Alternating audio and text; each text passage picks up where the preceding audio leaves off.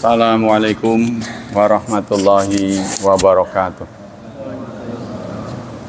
Innal hamdalillah nahmaduhu wa nasta'inuhu wa nastaghfiruh wa na'udzu billahi min syururi anfusina wa min sayyiati a'malina. May yahdihillahu fala mudhillalah wa may yudlil fala hadiyalah. Asyhadu an la ilaha illallah wa asyhadu anna Muhammadan abduhu wa rasuluh la nabiyya ba'da.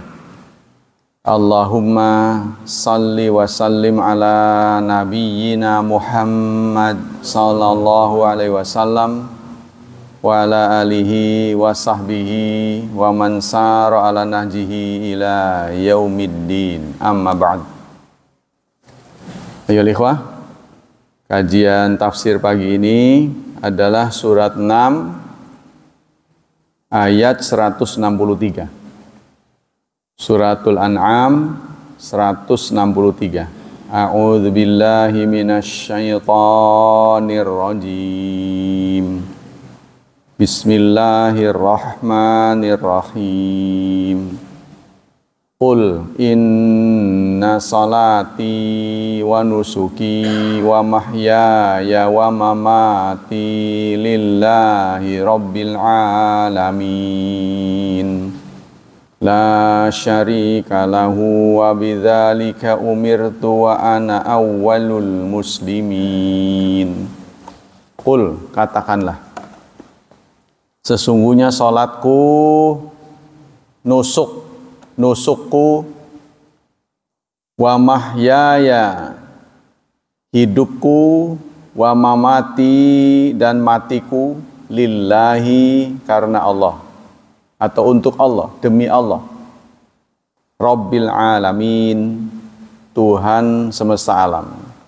La syarika lahu, tidak ada serikat baginya, wa bidzalika, dan karena itu umirtu, aku disuruh, wa ana awwalul muslimin, dan aku adalah awalnya kaum muslimin. Nusuk yang ada di kata nusuki itu bentuk jama dari nasikah. Maknanya ada 3, yaitu zabihah, sembelihan. Ya, yang kedua maknanya ibadah. Jadi kalau sesungguhnya salatku, sembelihanku, kalau maknanya ibadah, sesungguhnya salatku, ibadahku, gitu ya. Ada lagi makna lain adalah haji. Ya, bentuk jama dari nusuk ini manasik. Manasik kan.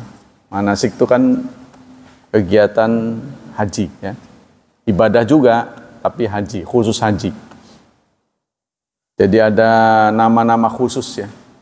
Nama-nama khusus seperti sedekah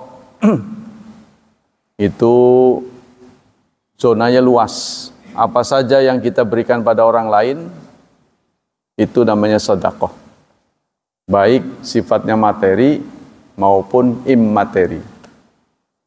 Yang materi namanya apa? Infak. Ya, infak. Infak ada yang wajib, ada yang sunnah. Yang sunnah namanya infak saja. Yang wajib namanya zakat. Jadi itu ada yang besar, disempitin gitu. Nah, sedekah ini umum, baik berupa tadi itu materi maupun immateri. Yang immateri diantaranya ada senyum. Rasulullah bersabda, tabassumuka li akhika sedekah. Senyum kepada saudaramu adalah sedekah. Ya. Jadi luas sekali. Apa yang kita berikan pada orang lain demi kebahagiaan orang lain, demi kenyamanan orang lain, itu adalah sedekah.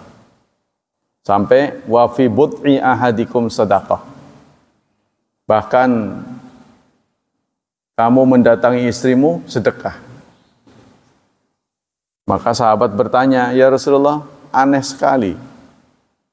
Kita datang kepada istri, kan itu enak gitu. Kok sedekah? Iya, Bagaimana kalau kamu datang kepada istri tetanggamu? Dosa nggak? Ya dosa. Ya kalau dosa masa yang benar nggak dapat. Ya, jadi kita. Nah, Bu, sodako Bu. Apaan ini? Iya. Ya ini jadi nusuk. Nusuk ini kepada ritual sebenarnya. Kalau kita lihat ibadah ini ritual ya. Ibadah juga dibagi dua kan, vertikal dan horizontal. Ya. Kita harus mengerti kaidah-kaidahnya. Yang sifatnya horizontal atau yang hablum minan nas, hubungan dengan sesama manusia itu didirikan di atas manfaat. Ada nggak benefitnya? Manfaatnya ada nggak? Terus yang kedua, tidak ada dalil yang melarang. Contohnya riba. Ya, riba itu menguntungkan kedua belah pihak karena sudah nego dua-duanya. Riba itu jangan dianggap pengertian sempit ya, luas, termasuk kita kredit rumah itu riba. Kan bermanfaat bagi yang developer dapat untung, kita juga dapat rumah, ya kan? Sebab kalau kita nggak begitu, nggak punya, ngontrak terus. Sampai sekarang, ikhwan-ikhwan yang berpendapat ketat, tidak mau riba, ya dia ngumpulin duit sampai kapan mau kontan. Kecuali ya itu pinjam sama mertua. Nanti ngangsurnya nggak pakai bunga. Ya, nah ini susah sekali. Maka untuk mendapatkan itu, masuk kategori, walaupun itu suka sama suka, kalau ada dalil nggak boleh. Karena Allah menyatakan ahallallahul bai'a. Allah menghalalkan jual beli wa harrama riba, dan mengharamkan riba. Nah ini kita terlibat terusnya, kita ngaku lah. Kalau salah ya ngaku, itu jauh lebih baik daripada nggak ngaku. Ya nanti soal di hadapan Allah ya mudah-mudahan diampuni dengan amal-amal yang lain ya. Kita jangan putus asa melakukan kesalahan, ya harus diimbangi dengan kebaikan supaya nanti timbangannya berimbang. Ya soal diampuni apa enggak itu khusus Allah ya, karena melihat apa yang dihadapkan pada kita hari ini. Nah kita lanjutkan. Jadi cenderung kata nusuki ini artinya ritualku. Sesungguhnya sholatku, ritualku. Ya ritual kan tidak sholat saja. Bentuk-bentuk ritual. Wa mahyaya, hidupku. Wa mamati, matiku demi Allah. Bukan karena Allah, bukan, tapi demi Allah. Demi Allah itu artinya cinta. Ya. Seperti seorang yang cinta pada orang lain, demi kamu aku datang, itu maksudnya. Jadi kita bersedia mati, kita bersedia hidup karena Allah. Ya sudah, kita terima dengan ikhlas ya. Karena manusia tidak ada yang kekal. Kalau orang bisa kekal dengan kesolehan, pasti Nabi tidak akan wafat. Kalau bisa diundur dengan kesalehan, Nabi-Nabi tidak akan wafat. Kalau kematian bisa dicegah dengan teknologi, pasti Pak Habibie nggak akan wafat. Ya, sampai rumahnya ada remote control kan. Jadi dia datang kebuka, kalau bukan dia nggak bisa kan, harus dimasukkan input. Contohnya begitu. Kalau bisa dicegah dengan kekayaan, pasti Korun tidak akan mati. Kalau bisa dicegah dengan kekuasaan, Fir'aun juga tidak akan tenggelam. Begitulah seterusnya. Pokoknya kekuasaan tidak bisa menghindari seseorang dari kematian. Apalagi kita, kuasa enggak, kaya juga enggak, ya sedang-sedang aja lah, begini-begini aja.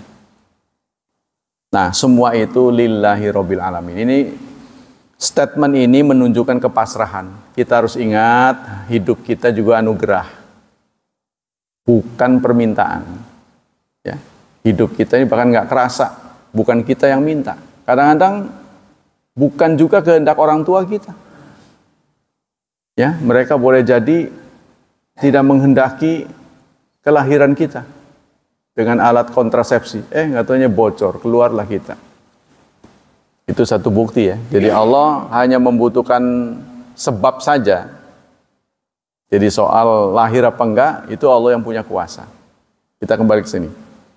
La syarika lahu, tidak ada serikat baginya, wa bidzalika, dan dengan begitu umirtu, aku disuruh, wa ana, dan aku awwalul muslimin. Ana ini artinya saya. Kalau tidak ditasydid bacanya pendek. Ya, tidak boleh wa ana, enggak boleh. Wa ana awwalul muslimin, ini aku. Ya kan? Tapi kalau ada tasydidnya panjang, wa anna, sesungguhnya kami artinya. Kalau ada tasydidnya, jadi itu diambil dari kata anna dan na. Sehingga kadang-kadang dijembrengin jadi annana. Kadang-kadang disempitin anna. Kalau ada tasydidnya baca panjangnya. Wa ana, wa anna gitu tuh. Kalau dibaca tasydid, tapi kalau enggak tasydid artinya aku. Ya, ini memberikan indikasi katanya. Islam mengajarkan kepada kita jangan mengedepankan egoisme. Nah, ini kan anak ini, ketika dia bersama-sama dengan yang lain dia pendek, ya kan? Tapi lihatlah bahasa Inggris, lihat bahasa Inggris. Dimanapun meletakkan kata I harus kapital. Mau di depan, mau di tengah, mau di belakang, artinya I, saya, pasti kapital, nggak boleh huruf kecil, nggak boleh. Beda dengan orang Arab ini. Orang Arab ketika di tengah dia mengecil, karena dia di masyarakat. Jadi jangan membesarkan diri. Tapi kalau sendirian, contohnya dibaca pendek, nih wakaf, panjang, wa ana, gitu. Ya, kalau kita ambekannya habis, la syarika lahu wa bidzalika umirtu wa ana, ambekannya habis. Nah, itu kan. Karena yang namanya wakaf ini masih banyak yang kurang mengerti ya, bahwa berhenti itu karena habisnya nafas.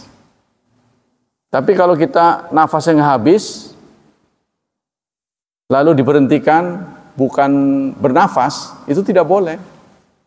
Contohnya wadduha walaili idza saja, tapi nggak ambekan, berhentinya karena bukan ambekan, nggak boleh. Wakaf itu ambekan. Ya, jadi kalau kita nggak tahan ya jangan begitu, langsung berhentikan. Maka ini ada teknik untuk memberhentikan bacaan, itu perlu dikuasai oleh kita, tidak mudah ya. Ada yang antara berhenti dan tidak berhenti sama, seperti kata Musa. Musa itu kan alifnya alif bengkok. Fis suhufil ula suhufi Ibrahim wa Musa, biasa. Jadi nggak boleh wa Musa, nggak. Ada yang diberhentikan panjang. Contohnya Rabbil Alamin, bisa ada dua, bisa 4, bisa 6. Rabbil Alamin, Rabbil Alamin, panjang boleh. Ada yang boleh panjang, boleh pendek, ada yang 3 macam, ada yang cuma 1 versi, yaitu itu, alif bengkok. Gak boleh wasyamsi wadduhaha, gak boleh. Karena itu alif. Ya. Nah, kita kembali ke sini. Qala Ibnu Katsir. Jadi pengertian nusuk itu artinya ada 3. Pertama, sembelihan. Yang kedua, ibadah. Ibadah dalam pengertian luas, ya. Ibadah. Yang ketiga, pengertiannya haji. Tapi semua ini merujuk kepada ritual. Ritual kan sebenarnya kalau kita pikirkan itu banyak yang suprarasional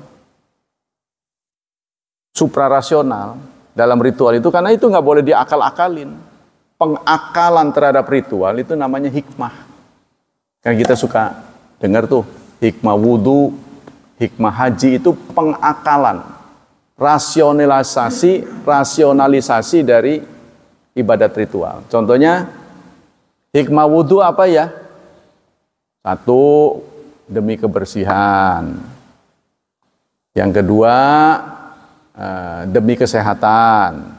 Itu hikmah wudu. Apa ya begitu? Yaitu pemikiran kita belum tentu. Ya, jadi Allah mewajibkan wudu kepada kita. Apa maksudnya begitu? Belum tentu karena nggak ada penjelasan. Tapi kita diberi akal, kira-kira mungkin begitu. Nah, mungkinnya itu namanya hikmah. Hikmah puasa apa ini? Ya supaya pencernaan kita rehat. Seperti mesin kan ada overhaulnya, itu kan? Nah itu apa ya begitu? Ya kita nggak tahu. Itu namanya hikmah. Hikmah itu bisa salah, bisa benar. Itu kira-kira begitu. Nah kira-kira itu namanya hikmah. Kita lanjutkan. Ya'muru ta'ala yakni nabiyahu ayyakhbiral musyrikin alladzina ya'buduna ghairallah wa yadhbahuna li ghairi ismi. Allah menyuruh nabi kita agar memberi kabar. Kabar itu kan qul, katakan. Ya. Maka itu waktu turun ayat Iqra bismi rabbikal ladzi khalaq. Khalaqal insana min 'alaq. Ini kan ada keanehan di sini. Seperti saya bawa buku nih. Pak Ilman baca nih. Nah, Pak Ilman bisa baca kan? Mari kita baca mana? Ya, kan gitu kan. Tapi Nabi Muhammad nggak bisa baca. Disorongin tulisan. Baca. Wih lah. Ma'ana biqori, saya nggak bisa baca. Nah, ini kan di seputar itu keanehan. Itulah mukjizat. Mukjizat itu memang aneh. Yang namanya bukan aneh, ya bukan mukjizat. Kan aneh. Ya, sudah Nabi Musa dihadapkan pada Fir'aun. Udah terdesak, udah di pantai, dia harus menyelamatkan kaumnya, dikejar-kejar musuh. Istilahnya kalau bahasa kita, tolong, begitulah bahasa kita. Apa jawaban Allah? Hah? Pukul tongkatmu ke laut. Hah? Yang benar kan begitu. Kalau kita. Ya, Pamul, tongkatnya pukul. Di belakang musuh, di depan air. Kira-kira apa ya cocok. Ya, orang nyambung. Nah itu makanya suprarasional. Bukan bertentangan. Kalau bertentangan irrasional. Di atas kemampuan akal. Contoh, pokoknya yang namanya mukjizat begitu. Makanya artinya mukjizat itu melumpuhkan. Karena kita dijejeli oleh fisika, harus begini, kalau begini, begini, kalau begini. Nah, siapa yang nyuruh begini, begini? Allah bisa nyabut. Apa yang terbayang oleh kita, imajinasi kita ketika seseorang mengatakan api? Apa api itu? Api itu berkobar-kobar, panas. Cirinya kan? Membakar. Tapi itu dicabut oleh Allah ketika api itu dihadapkan pada Ibrahim. Dicabut. Nah itulah mukjizat. Jadi mukjizat itu sebenarnya melumpuhkan hukum yang Allah letakkan pada benda, dilumpuhkan. Seperti air itu tadi, air itu nggak bisa diinjak. Fadrib bi'asakal bahr, pukul tongkatmu ke laut. Bisa dilalui lautnya. Kira-kira bagaimana tuh kejadiannya tuh? Kok bisa begitu? Contohnya ini darat nih, sampai ke laut. Pukul tongkatmu. Gitu. Nah, gimana prosesnya? Apakah air ini langsung asat? Nah kalau asat pasti kan anjlok. Si kaumnya kan. Waduh, jerok kan. Sama dengan anjlok ke Blumbang gitu kan. Waduh. Lah iya kan nggak semuanya muda. Kalau muda main enak aja. Kalau yang tua-tua, nah, maka diperkirakan air ini membeku. Tapi nggak bisa disebut membeku. Kalau membeku kan dingin. Keras saja pokoknya itu. Kalau membeku kan dingin. Siapa yang membuat daratan menjadi keras? Kita bisa injak. Ya Allah juga. Kok air dibuat lembut? Kita nggak bisa ada di atasnya. Ya seperti binatang tertentu kan bisa berjalan di atas air. Serangga itu. Ya kan? Dia nginjek enak aja gitu. Nah seperti itulah kira-kira. Tapi bukan membeku. Kalau membeku, waduh, atisik pasti begitu. Ya seperti orang nginjak puntung rokok pasti gitu. Sementara dari sini ke sana seberang kan cukup jauh. Nah itulah mukjizat. Orang mudeng. Ya, seperti yang mukjizat yang ditampakkan oleh Rasulullah, kita masih diingatkan oleh Allah, jangan mengandalkan rasio Anda. Itu mukjizat-mukjizat itu loh. Itu semuanya membongkar apa yang sudah ditata baik oleh rasio kita. Harus kalau begini, kalau nggak berlaku itu. Ya kan? Nah, kata penulis-penulis, Anda kadang-kadang membayangkan mukjizat itu keluarnya dari Nabi. Membayangkan mukjizat itu keluarnya dari Nabi. Padahal itu hanya level saja. Mukjizat ini kan semuanya itu dari Allah. Baik level sedikit maupun level besar.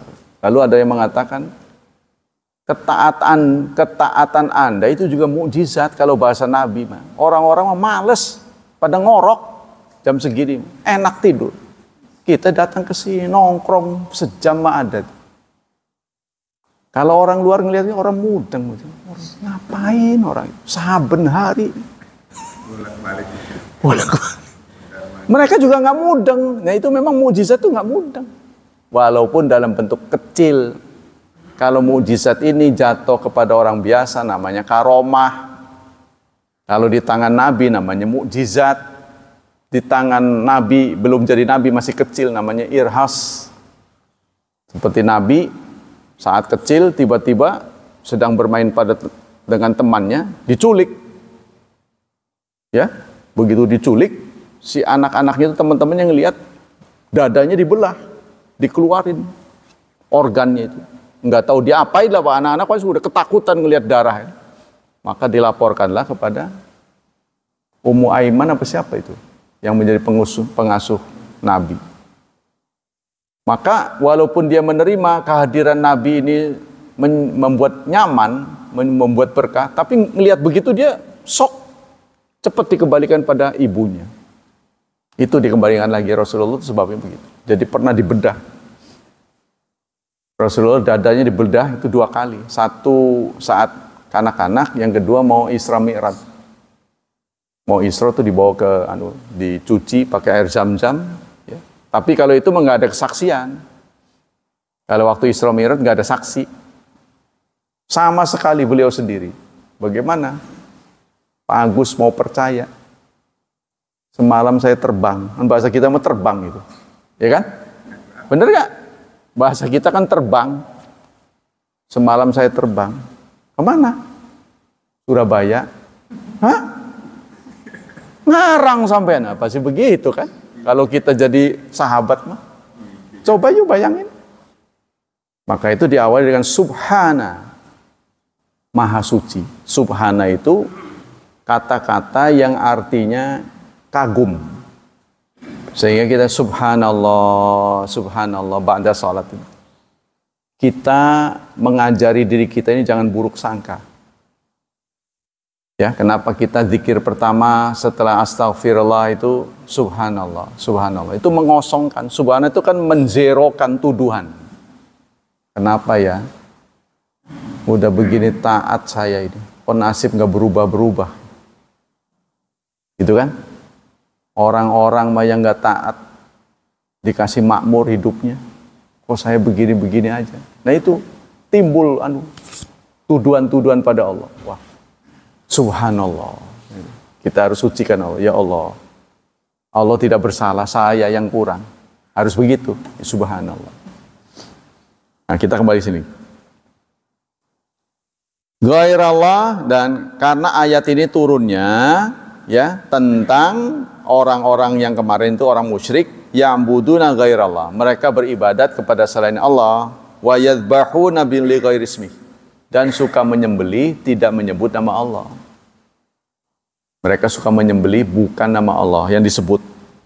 Annau mukhalifun lahum fi dzalik. Karena itu Rasulullah diminta untuk tampil beda. Jangan ikut. Jadi kan ini menentang arus. Ya kan? Kehadiran agama ini menentang arus memang. Pasti ada gesekan. Menentang adat istiadat untuk diluruskan. Fa inna salatahu wa nusukahu ala ismihi wahdahu la syarikalah. Karena sesungguhnya salatnya Rasulullah dan ritualnya Rasulullah itu di atas namanya. wahdahu la syarikalah, tidak ada serikat untuknya. Nah, jadi yang namanya ibadat ritual, Anda lihat itu semuanya suprarasional.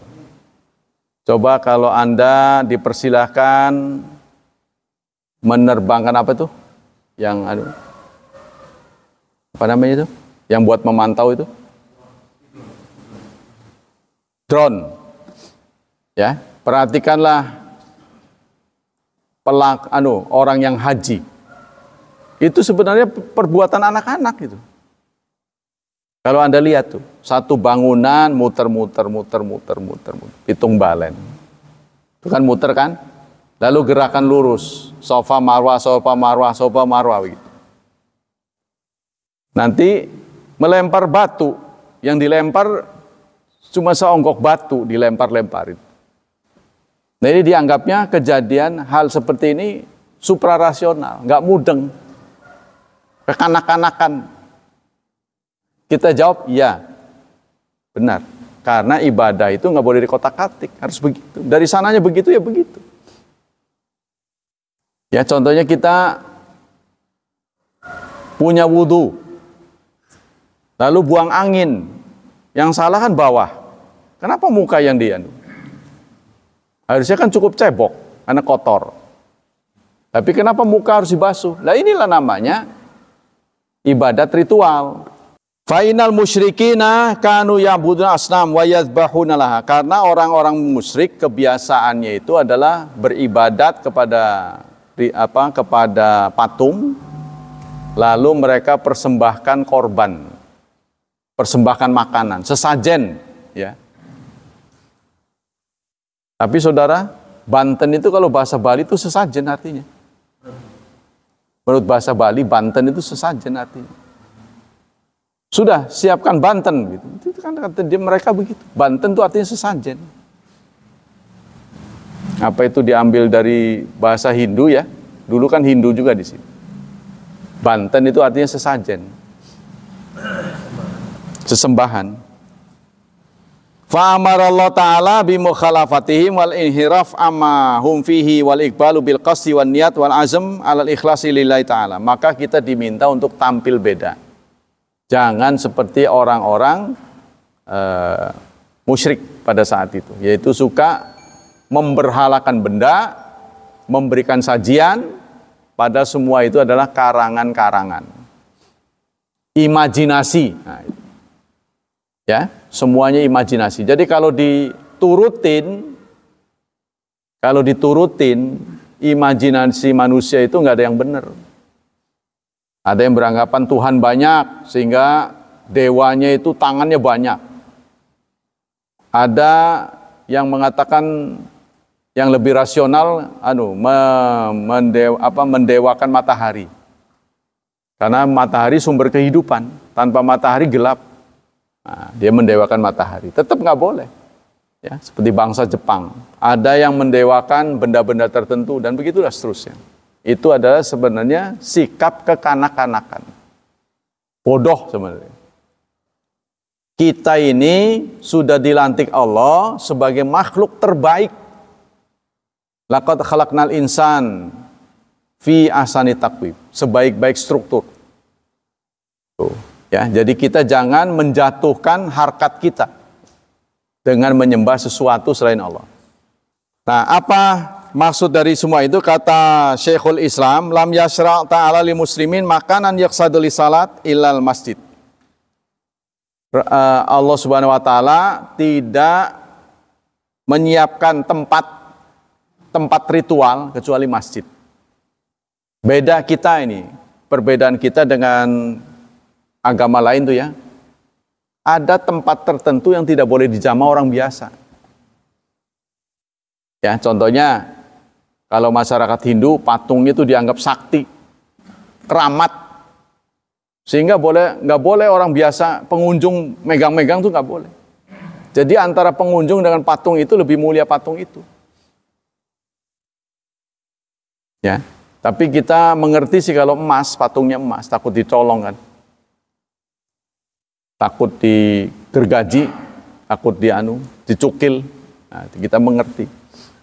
Tapi kalau batu kita nggak mengerti. Mengapa bisa dihormati sedemikian rupa, dikeramatkan. Nah, ya, rata-rata agama-agama lain begitu, termasuk Nasrani yang mengkeramatkan salib. Orang Islam sebenarnya nggak ada yang dikeramatkan. Apa yang dikeramatin? Orang menuduh kepada Hajar Aswad.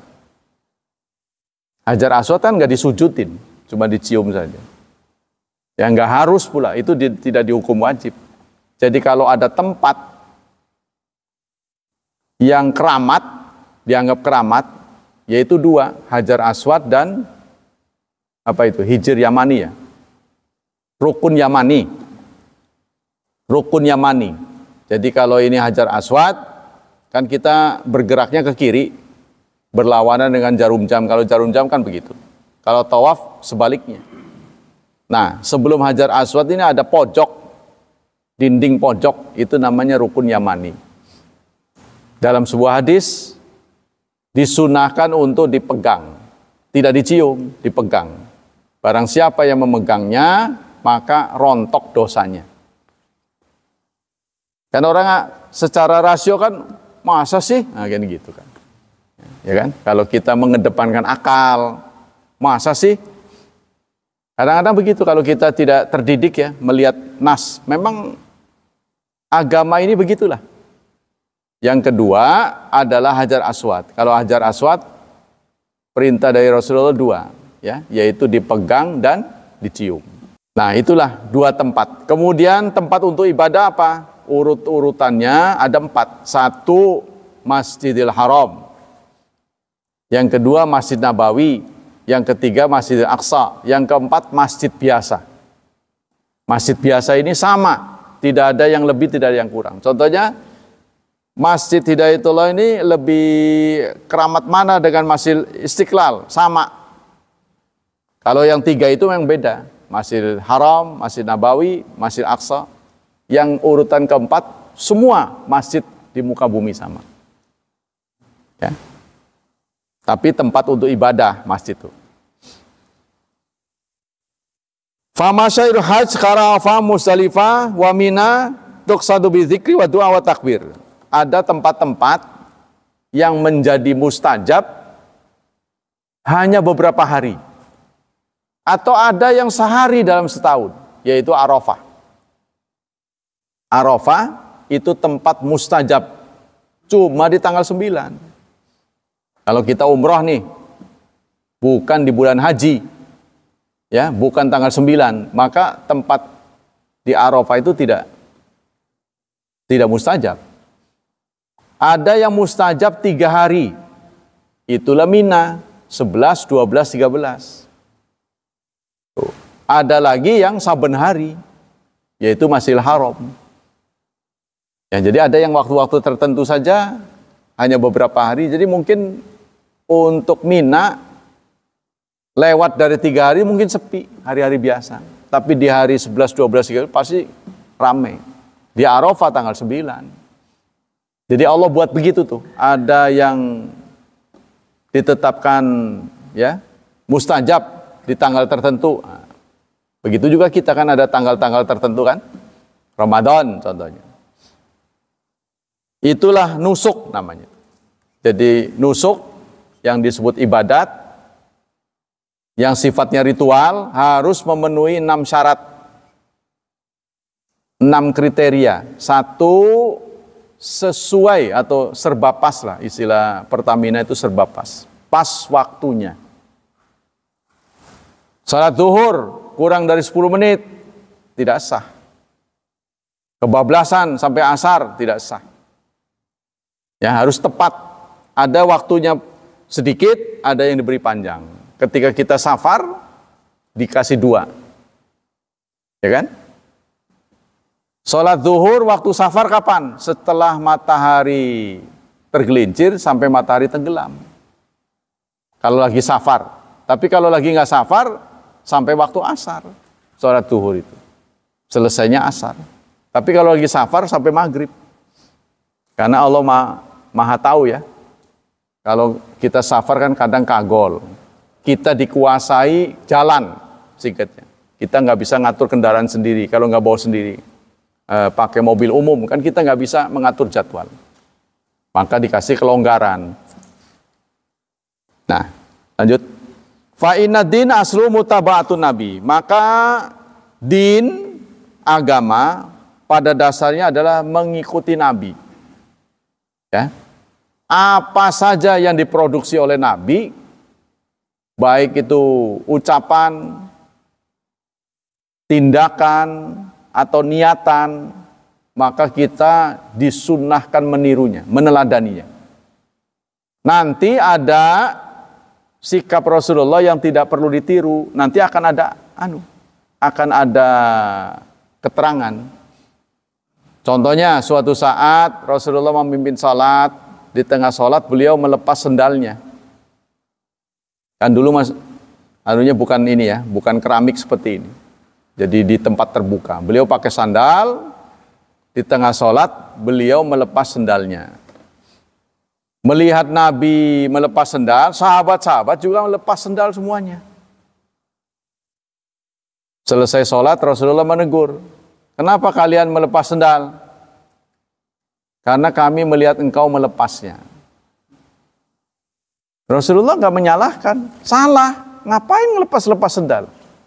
Oh, tadi saya lepas sendal karena saya diberitahu di balik sendal saya ada kotoran. Kan kamu nggak tahu, tapi nggak disalahkan oleh Rasulullah karena memang minta diteladani. Ya, begitu juga terhadap pasangan. Rasulullah dibolehkan 9. Di sana ada ayat begini, khalisatul laka, ini spesial untukmu. Min dunil mu'minin, tidak berlaku untuk orang mukmin. Jadi kalau keteladanan itu tidak perlu, maka Allah akan turunkan ayat. Contohnya menyambut tamu dengan merengut. Jangan diteladani itu mah. Nah, gitu kan? Maka turun ayat abasa wa tawalla. Sebab kalau semua perilaku Nabi diteladani, Nabi merengut. Nah, dicabut oleh Allah. Jangan itu. Abasa wa tawalla. Anjahul a'ma. Tuh, jadi keteladanan ini dicabut oleh Allah kalau tidak dikehendaki. Sama dengan sahabat, ketika perang ditempatkan oleh Rasulullah di suatu tempat. Sahabat bertanya, ya Rasulullah, engkau tempatkan kami di sini, ini pendapat Anda atau memang tuntunan dari Allah? Maksudnya kalau memang ini tuntunan, ya nggak bisa protes, karena itu sudah kehendak Allah. Lalu Rasulullah menjawab, oh tidak, ini pilihan saya. Kalau ini pilihan Anda, kami punya usul lain, yaitu kita tolong ini, ya, titik fokus kita ini jangan jauh dari air, jangan jauh dari sumber air. Sebab orang perang ini kan butuh minum, gimana ini? Nah itu. Lalu Rasulullah pun menuruti pendapat sahabat. Akhirnya menang. Sementara musuh tidak ada air. Airnya dijaga oleh orang Islam. Karena sumber air menjadi rebutan. Nah itulah ya. Jadi seperti itu. Ritual itu satu harus memenuhi syarat pas tempatnya, pas waktunya, pas caranya, pas jenisnya. Kalau jenis di sana merah, ya harus merah. Contohnya yang boleh dijadikan korban, dijadikan kurban, ya. Itu Rasulullah menunjuk 3 binatang. Onta, sapi, dan kambing. Nah kemudian Indonesia kebo, boleh nggak kebo? Gitu kan? Kebo boleh nggak? Karena kan disebutnya sapi. Sama dah katanya. Ini strategi katanya. Strategi orang Jawa. Strategi orang Jawa supaya mereka kurban itu tidak menyinggung orang Hindu. Karena orang Hindu kan mengorbankan sapi. Jadi ada yang memberitahu saya, orang Kudus, ya, orang Kudus itu membiasakan kurban itu pakai kebo. karena di sana banyak orang Hindu, mungkin orang-orang Chinese ya, atau orang-orang Bali, mereka tersinggung kalau sapi dipotong, kan itu Tuhan mereka, dianggapnya suci. Nah, tapi kalau kebo enggak, gitu. Maka dikiaskan ke situ. Jadi orang lari ke kebo itu untuk tenggang rasa gitu, umat Islam itu. Tapi aslinya sapi. Ya.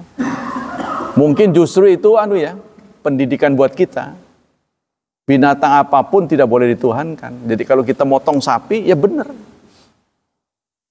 Kalau beda dengan babi kan, kalau babi kan tidak dituhankan, justru dikonsumsi. Jadi nggak ada tuntunan untuk potong babi. Tapi potong sapi ada, karena sapi ini dituhankan. Kambing ada nggak yang menuhankan kambing? Nggak ada kayaknya. Jadi kalau kita terinspirasi berkurban dengan ayam, karena kebetulan orang tuh alergi dengan kambing, ini tidak boleh. Jenisnya harus sama. Kemudian jumlahnya, kalau menunjuk jumlah. Contohnya, baca ini 10. Nggak boleh kita tambah atau kurang, nggak boleh. Jadi kalau sudah ditunjuk 10, nunjuk angka, contohnya sapi buat 7. Wih, buat 10 sih. Nah, makanya itu dipertanyakan sapi patungan. Sapi patungan yang disembelih di sekolah-sekolah. Kan muridnya banyak tuh patungan. Sekian sewang katanya berkurban. Bahasanya nggak boleh kurban, karena kurban itu harus pas. Maka di sana dialihkan namanya, belajar berkurban. Jadi satu sekolah jumlah anaknya ada 300. Patungan, sapi berapa dibagi 300. Jadi patungan sekian sewang, sekian sewang. Apa itu berkurban namanya? Karena kurban itu dibatasi paling banyak 7. Onta 10. Gimana dengan 300? Maka dialihkan namanya belajar berkurban. Lagi pula kalau nanti dipotong kan atas nama siapa ini? Atas nama siswa-siswi, ya mana boleh. Ya, itu. Nah, karena ritual ini tidak boleh di kotak-katik, tidak boleh. Jadi pertama tempatnya, waktunya, jumlahnya, jenisnya, satu lagi apa? Sebabnya ya. Sebab, jenis dan sebab. Caranya itu. Jadi harus pas 6 hal ritual tuh. Nah, kalau masalah hubungan vertikal pada Allah, ini diikat dengan 4. Tidak boleh ta'til. Itu aja kaidah-kaidah Islam itu. Tidak boleh tamtsil, tidak boleh takyif, ya. Tidak boleh tahrif. Ta'til berarti mengosongkan. Yang dari sana ada, jangan katakan tidak ada. Yang dari sana tidak ada, jangan diada-ada. Itu namanya ta'til. Yang kedua, tidak boleh tahrif, hurufnya diganti. Nggak boleh. Contohnya Allahu Akbar diganti dengan Allahu A'zam, maknanya sama. Allah Maha Besar. A'zam, tapi tidak boleh. Atau kita ganti dengan Allah Maha Besar gitu. Ya, sholatnya Allah Maha Besar gitu.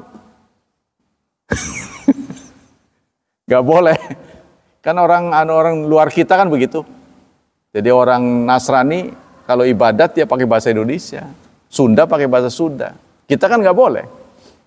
Ya, diganti dengan bahasa Indonesia meskipun maknanya sama. Nah, urusan ritual tidak boleh. Terus tadi tuh ya, sudah 6 ya. Jadi tempatnya harus pas, waktunya harus pas, apalagi? Jumlahnya harus pas, caranya harus pas, sisanya sebabnya harus pas.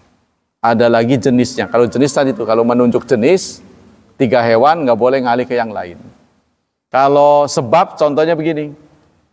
La ya idza dakhala ahadukumul masjidah fala yajlisu hatta yusalli rak'atain. Jika kalian salah seorang di antara kalian masuk masjid, jangan duduk dulu sebelum sholat 2 rakaat. Nah, di sana disebutnya masuk dan duduk. sebabnya itu, masuk dan duduk. Kalau Anda masuk dan duduk, baru disunahkan sholat tahiyatul masjid. Tapi kalau masuk, nggak duduk, contohnya kuncinya ketinggalan, wah itu di karpet, masuk kan, tapi nggak duduk, ngambil doang. Itu tidak disunahkan sholat tahiyatul masjid. Atau duduk tapi nggak masuk.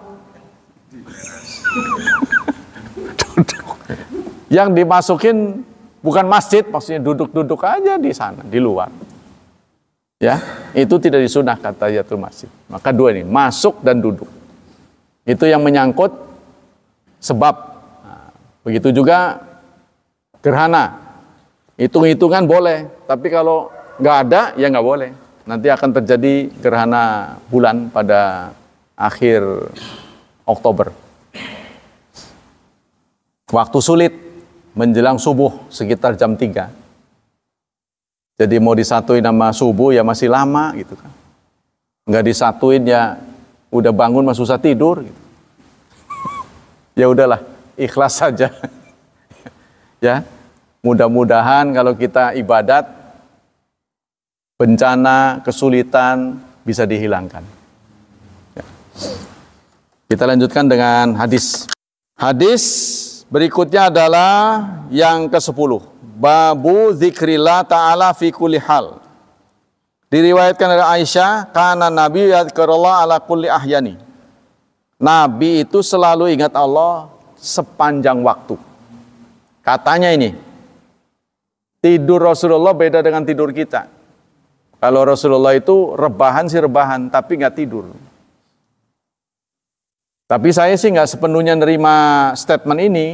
Wong buktinya beliau pernah kesiangan sholat subuhnya, kalau nggak tidur gimana itu? Pernah kesiangan gara-gara semalam ngurusi musyawarah perang, ya subuhnya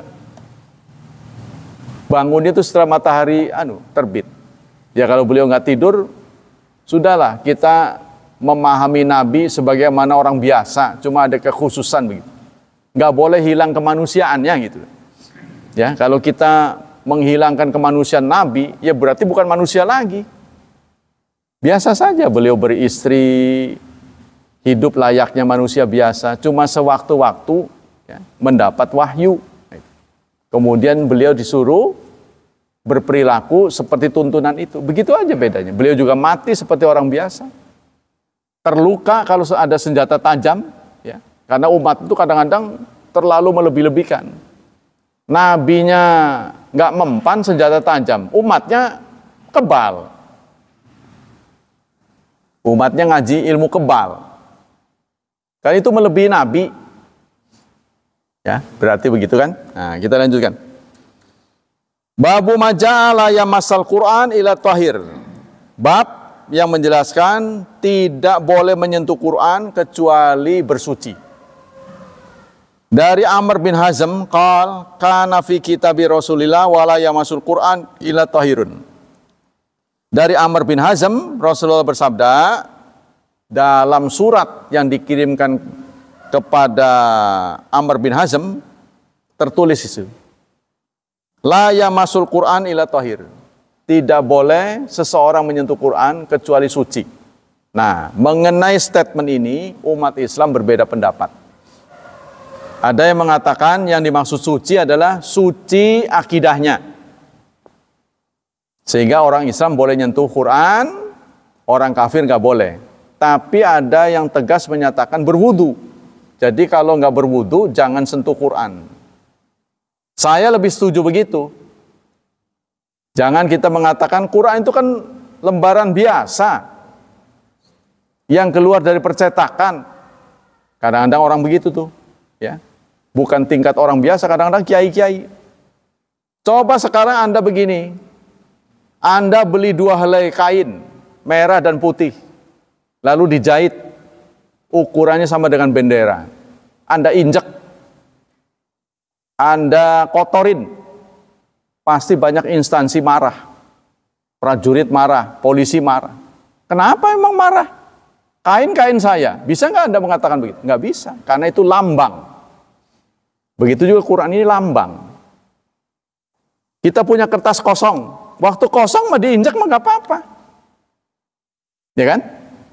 Waktu kosong nih, kertas putih nih, kita beli. Waktu kosong kita lipat-lipat, kita lap umbel nggak apa-apa. Tapi begitu Anda tulis ayat Quran, ini lambang orang Islam, tidak boleh. Begitu loh.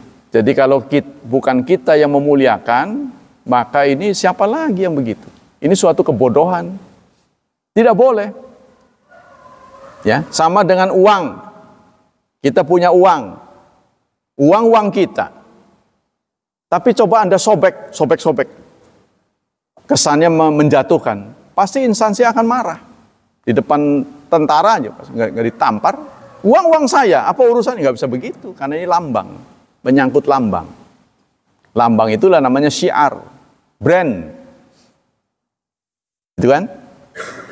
Karena ini brand. Nah itu. Jadi jangan sampai dijatuhkan. Maka ini saya lebih setuju ini. Tapi kita alhamdulillah, para guru kita berpendapat bahwa aplikasi Quran yang ada di HP nggak perlu dipegang dengan berwudu. Ya, tidak perlu berwudu untuk memegangnya. Yang nggak boleh itu mushaf ini. Mushaf ini. Kalau nggak berwudu, itu pendapat yang sahih. Siapa yang berpendapat seperti itu? Bin Baz, Syekh Utsaimin, Saleh Fauzan, ini pakar-pakar hadis ini. Ya sudahlah, karena kita sudah ada aplikasi, kalau Anda tidak berwudu, gunakan dengan nyaman untuk membaca kan. Tapi kalau untuk mushaf itu, bagaimanapun kita harus hormati.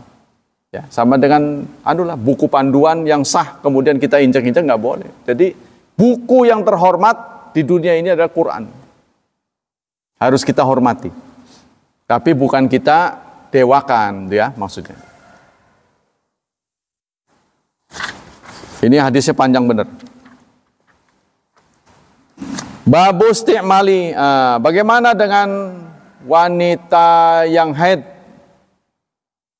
Boleh nggak baca Quran? Jadi ada menyentuh Quran, ada baca Quran. Orang yang nggak punya wudu tidak boleh menyentuh Quran, tapi tidak apa-apa baca Quran. Kalau kita bisa membaca Quran tanpa menyentuh, boleh. Nah, orang wudu tuh. Contohnya apa? Ya ada Quran di dinding-dinding, kita baca, kita nggak punya wudu boleh. Ya kalau sekarang sudah ada aplikasi, ya, atau di kertas tertentu kita nggak menyentuh boleh. Jadi yang nggak boleh menyentuhnya. Untuk orang junub, apalagi menyentuh, membacanya tidak boleh. Untuk orang junub. Tapi wanita haid menjadi perselisihan. Kok beda? Karena junub dalam waktu sebentar bisa dibersihkan. Ya, orang junub nih, masuk kamar mandi udah selesai. Tapi wanita haid kalau belum waktunya nggak bisa. Sehingga kalau sampai dilarang, ini akan membuat orang yang hafidzatul Quran, yang membaca Quran ini pasti akan recok gitu. Selama seminggu dia nggak baca.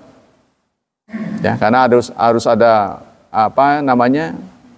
murojaah. Itu nggak bisa. Jadi maka ulama mengatakan beda dengan junub. Kalau junub memang dilarang. Selanjutnya, babu isti'mali fadlil wudu. Menggunakan air bekas wudu. Dari Abi Juhaifa, ya kharaja alaina Rasulullah bil hajira fa utiya bi wadu'in fatawadda'a faja'alan nas ya'khuduna min fadli wadu'ihi fayatamassahuna bihi fasallan nabiyyu dhuhra rak'atain wal asra rak'atain wa baina yadayhi anazatun.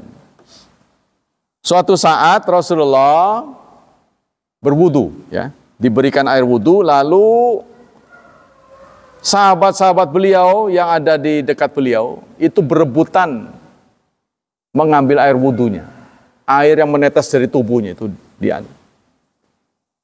Ya, jadi Rasulullah berwudu, air bekas ini nih, yang bekas netes dari tubuhnya itu jadi rebutan sahabatnya, dipakai untuk dilap ke Ya memang ini terus terang aja Rasulullah ini kalau dilihat dari cerita-ceritanya berbeda dengan kita ya.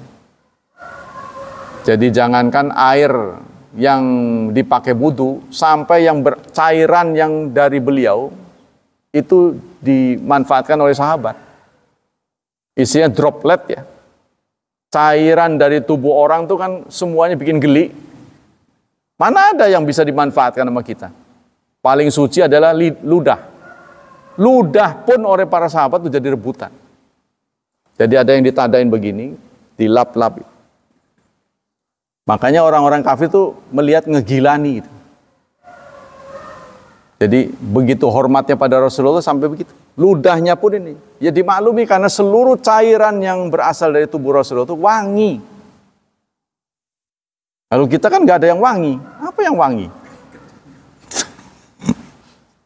Ya ini beda ya. Maka ini para ulama mengatakan hanya berlaku pada Rasulullah. Tidak boleh ditiru. Ya, contohnya suatu saat Rasulullah tertidur, keringatnya banyak, oleh istrinya dilap. Nah, karena dilap, Rasulullah terbangun. Lalu beliau bertanya, ngapain? Enggak nih, ya Rasulullah, saya melihat Anda keringatnya banyak, jadi tak usap, tak lap, lalu tak masukkan cupuk. Tahu nggak cupuk? Cupuk tuh yang buat celak tuh, kecil kan. Nah, dimasukkan. Lalu buat apa? Buat obat. Lalu Rasulullah mengatakan sodakti, benar. Sehingga ulama mengatakan bahwa cairan dari tubuh Rasulullah itu boleh dipakai untuk kebutuhan kita. Ya, jubahnya, tapi itu hanya kenangan. Sekarang udah nggak ada. Hanya kenangan. Dan ini tidak bisa diberlakukan para ulama. Ulama niru sekarang. Itu masalahnya. Jadi sampai-sampai air bekas kakinya diminum. Nah itu pendapat. Ini nggak boleh, nggak ada aturannya begitu. Rasulullah nggak pernah menyuruh. Nah, mereka niru kan. Nah, ini yang tidak dibenarkan ya. Rasulullah sakit itu di rebot terakhir bulan Safar yang membawa kematian beliau pada bulan Rabiul Awal. Kan setelah Safar kan Rabiul Awal. Kalau bahasa kita bukan Rabiul Awal, Maulid, bulan Maulud. Bulan Maulid kan Rabiul Awal. Nanti setelah Safar Rabiul Awal. Nah, gara-garanya dulu kita pelajari. Nah, ini sakit yang membawa kematian. Sehingga orang mengada-ada bahwa pada Repo Wakasan itu turun bala dari langit berjuta-juta. Pertanyaannya adalah, kita mari renungkan, apakah sakitnya Rasulullah itu sebagai musibah? Ya itu mah biasa aja kali, mati biasa. Masa sakit dianggap naas? Tidak. Ya, tidak ada petunjuk dari mulut Rasulullah yang mengatakan harus begini-begini, nggak ada. Tidak ada sama sekali. Jadi tidak benar. Rebo Wakasan kan kemarin sudah dijelaskan, tidak ada satupun hari yang sial. Ya kan? Bahkan para ulama mengatakan kematian Rasulullah itu justru anugerah buat kita.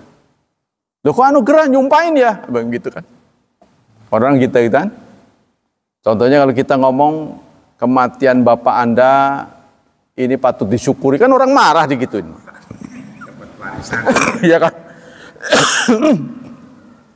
Yang sebenarnya adalah Rasulullah ini panitia akhirat. Rasulullah ini panitia akhirat, jadi beliau mati duluan. Seperti Pak Mul, kalau menjadi panitia, ya, contohnya pembubaran apalah gitu ya.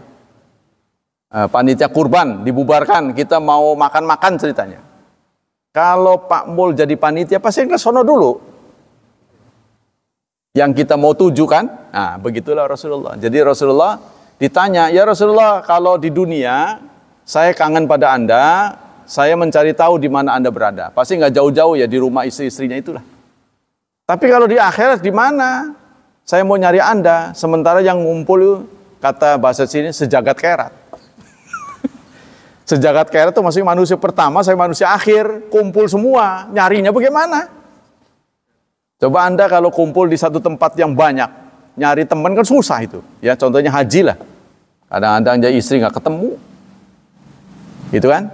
Cari saja di Kausar. Kalau Anda ingin cari saya, cari di Telaga Kausar. Di sanalah Rasulullah nunggu untuk memberi minum umatnya. Nah, ini kan cerdas ini. Cerdas ini. Rasulullah kok kenapa nunggunya di situ? Dia akan memberi minum. Karena orang yang shock, orangnya stres, pertama kali minum. Pertama kali yang diberikan minum. Orang jatuh, minum, teh manis. Pasti minum dulu. Suami stres dari luar, istri ngasih minum dulu, baru bicara. Supaya stresnya hilang. Kan gitu kan? Ini perbuatan yang dibenarkan oleh ilmu. Jadi kalau suami datang, kasih minum dulu supaya reda stresnya. Kan di luar sana kan boleh jadi habis dimaki-maki sama bosnya. Jalanan macet. Jangan dulu. Permintaan-permintaan itu jangan diusulkan dulu, jangan. Duduk dulu. Nah, begitu Pak, asal muasalnya. Jadi kalau kita cerdas, kita jangan pernah mau termakan isu. Ya, berarti kita sudah suudzon pada Allah. Rebo kok ada yang sial, gitu. Dari mana itu? Tuh, gitu kan? Nah, itulah. Tapi kalau saudara masih nggak percaya, cari literaturnya. Kalau ada, sampaikan pada saya. Ya, kalau Anda mengatakan, jere siapa kok ya? Jere Sarif Hidayatullah. Memang biasa, ini mah dia begitu. Kalau disebut nama saya udah jadi trademarknya. Pantes saja dia yang ngomong. Ya silakan aja cari kalau nggak percaya. Literatur di mana? Nggak usah di kitab saya, di kitab dia aja. Di kitab mereka. Nggak usah kitab saya mungkin dia nggak ngaku. Kitab mereka tuh ada nggak judul begitu? Nah, itu tidak ada. Ya, jadi kategorinya ini maudhu kalau dari sisi hadis. Kalau dalam bahasa fikihnya namanya bid'ah. Bid'ah mungkarat. Nah, mungkar. Jadi kalau kita sesuai dengan petunjuk Rasulullah, kalau kita ingin terhindar dari bala, ya sedekah. Sedekah. Menolong orang. Ya, itulah amal-amal baik lah. Sedekah, silaturahmi, apalagi itu ada 3 tuh. Doa, sedekah, silaturahmi. Wallahu a'lam bishawab. Karena ini sama-sama ini. Demikianlah hadirin, masih ada pertanyaan? Cukup ya. Demikianlah kajian kita pagi ini. Semoga kajian ini semakin memperkaya wawasan kita. Semoga Allah mengganjar kita dengan pahala yang berlipat, melindungi dan menyelamatkan kita dari syubhat dan syahwat, dari bencana dan musibah yang di luar kemampuan kita. Semoga Allah juga memudahkan hidup anak-anak kita, membimbing mereka menjadi hambanya yang saleh dan salihat.